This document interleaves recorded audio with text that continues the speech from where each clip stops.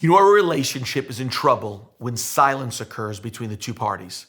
Nothing is worse than a silent home between husband and wife. I'm not condoning it, but yelling at each other is even better than silence. At least people are voicing their opinion. But when silence occurs, it means I'm done talking. It's over. Silence means the end is near. Welcome to the 260 journey and to a time that we are told that heaven went silent in Revelation 8. When Jesus was brought into custody by the Romans for his crucifixion, he was questioned by both Pilate and Herod. We have his responses to Pilate, but when Jesus appears before Herod, something very eerie of Revelation 8 proportion occurs. Here is how Luke records the scene. Luke 23, 8 and 9. Now Herod was very glad when he saw Jesus, for he had wanted to see him for a long time, because he had been hearing about him, was hoping to see some sign performed by him. And he questioned him at length. Listen to these words. But Jesus answered him nothing. Answered him nothing. How come? Herod is an apostate. If Herod would have listened to would not have listened to John the Baptist's warnings and had him beheaded, he's not going to listen to Jesus. In fact, we are told that all he wanted was a sign performed, a trick to see. Herod had been wanting to see Jesus for a very long time, and when he finally does, silence.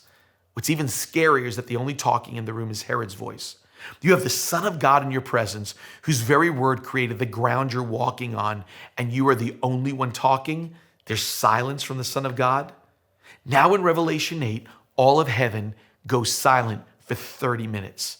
Do we understand the ramifications of this silence? For 7 chapters, heaven has been bursting with praise. I know everything comes to a screeching halt. All of the angels, the elders, and the 4 living creatures from chapter 8 stop their worship.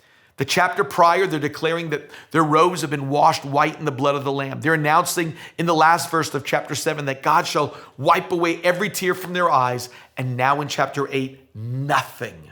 Here's what it says in Revelation 8, 1 through 5. When the Lamb broke the 7th seal, there was silence in heaven for a half an hour.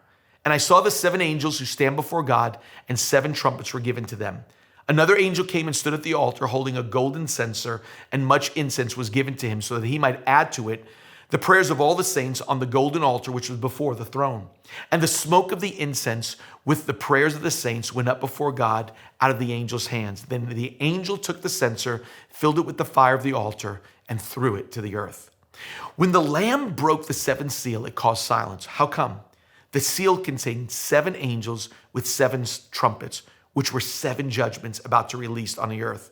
I think the silence was shock and awe by heaven's host. What they were about to see has never been witnessed before. Heaven has seen nothing but mercy and grace shown to the planet and all of humanity. But now, mercy and grace has run its course, and it's time for God to hold court on the planet and on its wickedness. It was Earth's final judgment. It was the beginning of the end.